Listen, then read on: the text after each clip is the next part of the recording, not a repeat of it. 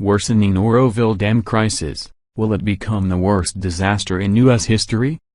Later tonight, the first of 3 major storms will hit the Oroville area. Will the Oroville Dam hold? We collectively pray that it does. During the present crisis, and largely due to the fact that Paul Preston and I were among the first to report on this, we have both attracted people, in an official capacity, who want the truth to be told, even if they must keep their names secret in the process. Subsequently, I have managed to establish a number of off-the-record and on-the-record contacts in this process. In this video, I am going to present 3 scenarios that are highly representative of the 3 major viewpoints of this crisis, which I am labeling the good, the bad and the ugly. The good. The following account represents the best-case scenario regarding the present structural integrity of the dam. This information is derived from the former professional contact of the author of the following communication. As far as knowledgeable people, with regard to the present crisis, this is the most optimistic projection of what lies ahead for the 2 million people living between the Oroville Dam and Sacramento. Dave, thank you so much for your reports. My background: your report on Oroville Dam hits home for me. I lived in Oroville for about 7 years. I was the county executive director for the Department of Agriculture, Farm Service Agency for Butte County. Yes, this is huge rice-growing area and large acreage of nut and fruit orchards in the Yuba and Sutter counties, in harm's way if the dam breaks. Butte has huge orchard acres too, but is north of the dam, so they would not be affected. I worked with most of the farmers there and feel for them. I love our farmers and believe they are the back that is barely holding up our nation. And their backs are breaking under the load. U.S. younger guys who wanted to farm never got the chance since it took too much capital to get started. There are thousands of us that would love to replace our dads and grandparents on our farms, but it's almost impossible to make it work. I hold the government and corporate monopolies responsible for the dying of the American family farmer. Inside report on the dam. I wanted to give you some inside feedback. I have been concerned about my friends around Oroville and have been calling them. I'm currently living back where I grew up, here in Idaho. I talked with one of my friends who are close to those working on fixing the dam. I received a good report from him. The hole that is eroding is better than they thought. The projected rate of flow coming from the next storms is less than the last one. Also, they will have the water level down about 50 by the time the rainstorm hits, so there is enough capacity to handle the new runoff based on weather predictions. Bottom line is, it seems, they may have barely got out of this major disaster for now. He also said there is major work that needs to be done to get it repaired. I think they are not out of the woods since there is a lot rainy season left, but maybe they will get through this without a failure. I agree that it would be wise to move to higher ground and assess after this week. I have relayed that to people I know down there. Also, he said there was some looting in Oroville right at first, but as of now no new looting. Oroville has surrounded the wagons and community leaders, police and all have done a good job to take care of my second hometown. He said I would be proud of the way they pitched in and are getting through this. Inspired the evil SEA leadership, good, hard-working, local normal people are holding back the evil. It causes me grief to hear how the lack of SEA state leadership has put millions of people in harm's way. I emailed your link to many of my contacts. Thank you again for your diligent research for the truth. Mark Moorer. Remember, I am charactering the previous account as representative of the most optimistic viewpoint with regard to the structural integrity of the dam. Yet, even in this most optimistic account, Mr. Maurer expresses some doubt as to whether the dam can survive, not just the next 3 storms which will point the area in the next 6 days, but whether the dam will survive the entire rainy season.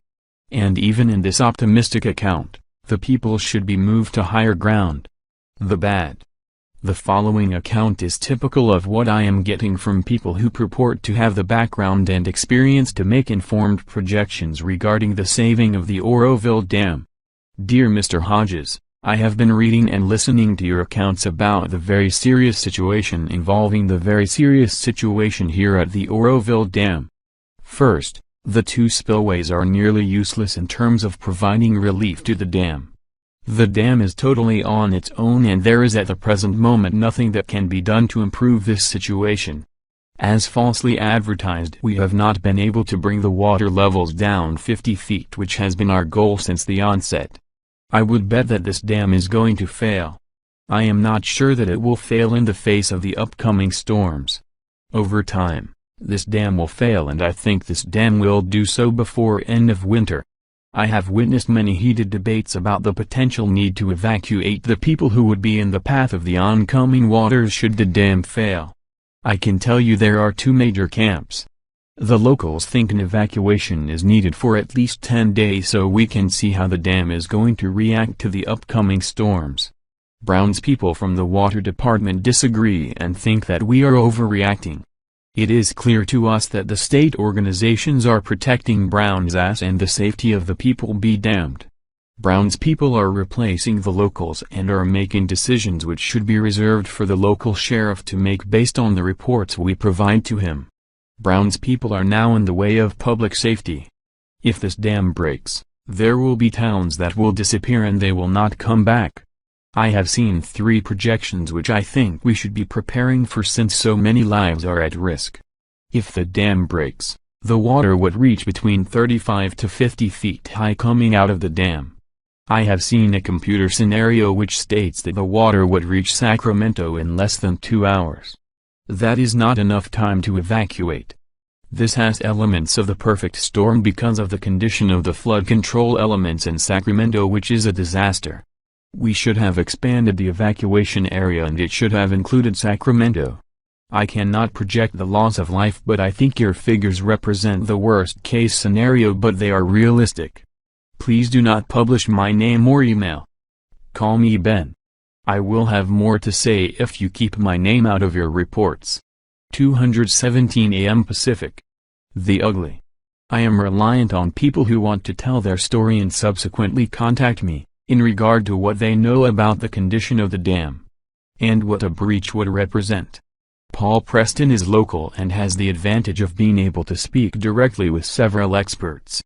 Based on this decided advantage, I conducted a brief interview with Paul based upon his personal observations and professional opinions of these with whom he has contact with. You will hear in the following brief interview that Paul's sources believe that the dam may not survive the upcoming wall of storms.